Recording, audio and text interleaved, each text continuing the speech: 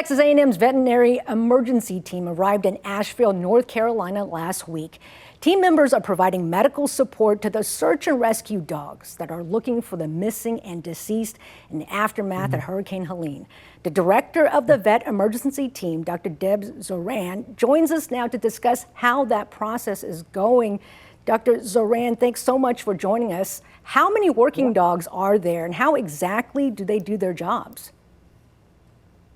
Those are great questions. Thank you for having me. Right now, currently, we have 36 dogs still remaining here in the theater with us across the western North Carolina area where we're working.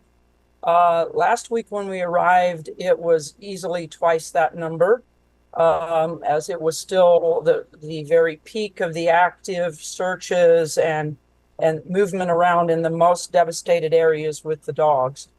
Our purpose is, when we come in support of the working canines, is to provide care in the theater. We are able to be in disaster areas because of our experience in Texas and over the years working with Texas Task Force 1 in Texas, supporting the working canines in all of the different environments that they might find themselves in, whether that's fires or floods or tornadoes or hurricanes or whatever. And so we have that experience, and what we're doing now is expanding that expertise into the broader and larger FEMA disasters where there are as many as 40 or 50 or 60 or 70 dogs in theater at one time, because there's not the capability for one or two of the FEMA IST veterinarians who are in theater with all of these dogs to be able to cover all of those dogs and have a space to work on them. We bring medical trailers, we bring all the equipment that goes in them to be able to suture up lacerations or take care of pad injuries, or worst case scenario, somebody that gets sick as a result of being deployed. And so we are brought in when it's the largest disaster and the most dogs that are working to provide that support, because a lot of times in theater, the veterinary clinics are closed, or even if they could be open, they didn't get injured in the event, they don't have power or water, which is very common in Western Carolina here where we are. Right. Dr. Zoran, what are the dangers or concerns for these working dogs in the field? So each disaster is a little bit different, but in a disaster like this, which is literally a little bit of a combination of a flood event, there's a huge amount of flooding that many people were lost as a result of, but there were also rock slides, mudslides, and there were also, believe it or not, tornadoes. And so there is debris that they have to work over the top of, which is, of course, an incredible risk to pads or lower legs for lacerations and things like that. There's risk for falls. We have seen dogs that fell off of an area and may have seemed okay, but they need to be checked out to be sure they haven't injured themselves. We've certainly seen pad lacerations, lower limb lacerations, skin lacerations, things of that nature, that most of the time can be repaired and put them back to work. But that's one of the beauties of having us here, is that we can be able to help keep the dogs working as safely and as carefully as long as possible. The other things that we've been dealing with actually quite a fair amount is Hurricane Helene happened almost 2 weeks ago, or a week and a half ago. And so many of these dogs had been working continuously for that full time. And with any athlete, as you know, when you're working a full 12 or longer hour day, and using a lot of muscle, even though you have rest days built in there, you have a lot of muscle soreness, a potential for muscle injury. And so there's that whole sports medicine piece that gets brought into this about how do you keep the athlete tuned up? How do you keep them hydrated? How do you keep them, keep the energy in them they need? All of the kind of things that go along with rehabbing athletes to keep them able to go back in the field. Because if they're working sore or working with muscle injury, they're much more likely to fall on some of these really unstable surfaces and so on like this. So it's a complement of both being there for the event of an injury, which you hope is infrequent, and being there for the support of the team to keep them at peak performance in this theater. Dr. Zoran, can you address decontamination methods used for the dogs? Sure, absolutely. It's really important. Certainly, anytime you're dealing with floodwaters or in flooded areas or muddy areas, all of those areas are filled with household waste, with household chemicals, with chemicals from industry. It's a very highly contaminated area. And so the dogs have to work in those areas. The people have to work in those areas too, but they can remove their dirty gear and wash it. And so we have to do the same with the dogs.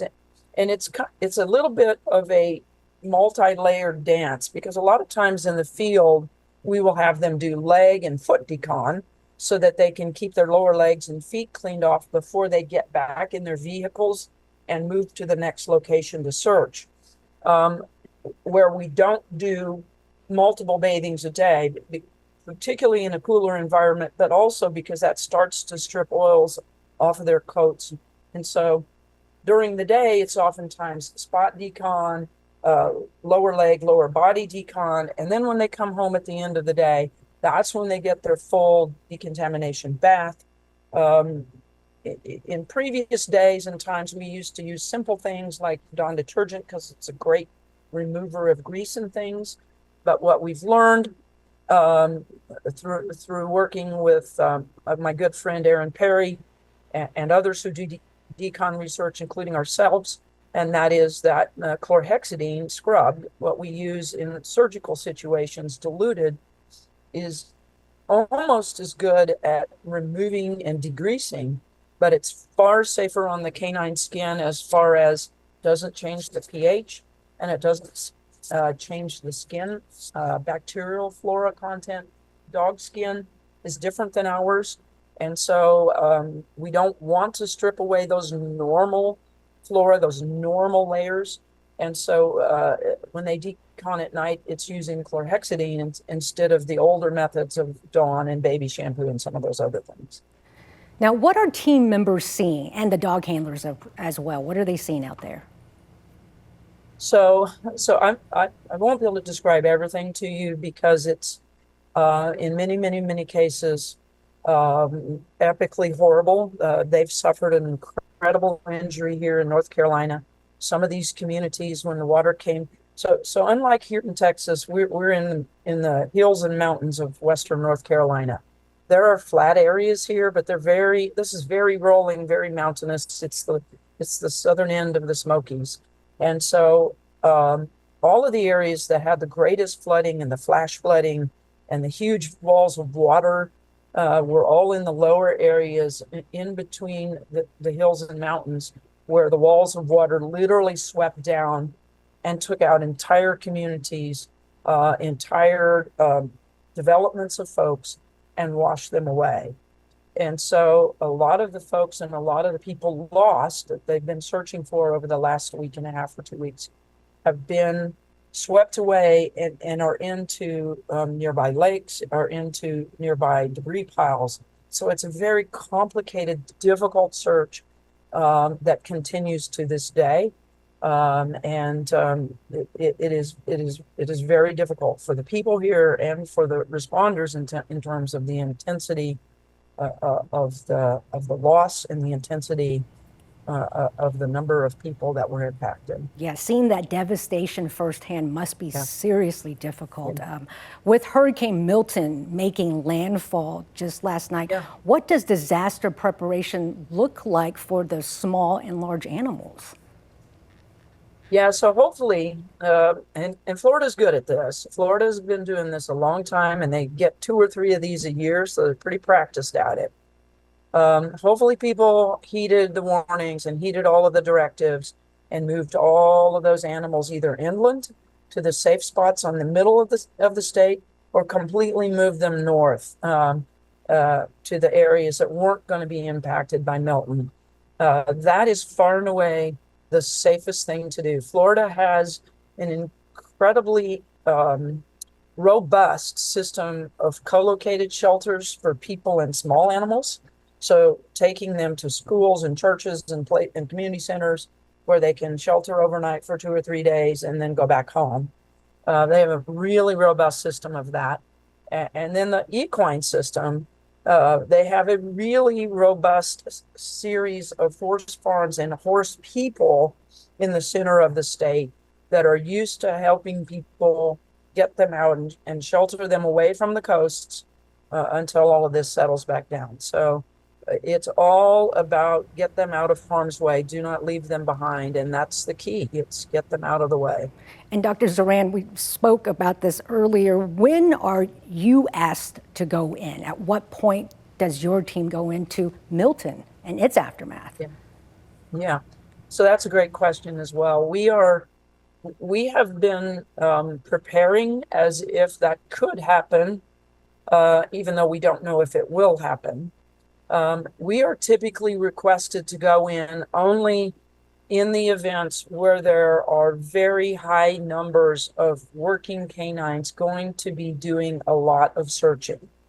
So in situations with hurricanes, it can be quite variable. So 2 years ago, we were asked to come help in Ian because when the Hurricane Ian swept over the top of Sanibel Island, Fort Myers Beach, and all of those areas, that storm surge devastated those homes and the houses and the businesses and everything in all of those islands and all of those areas.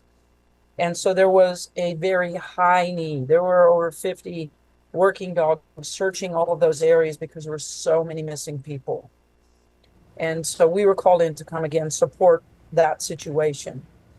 In Milton, I'm not sure, and we remain uncertain of whether this will be a high working dog event or not, because if there's a lot of flooding, but not over, so when water comes in, it crushes everything. So when you get the storm surge, it crushes everything, and houses aren't remaining standing and all of this sort of thing. We don't know how much of that yet. We don't have a clear picture of how much of that may have happened or not. Right. We know there was a lot of wind, but many of these homes are built to stand 100 or 120 mile an hour winds. So the homes might have lost some pieces and parts, but they may still be standing. We just don't know how bad is bad yet. And so depending on whether dogs are going to be needed or not will be the reason for us to get a request.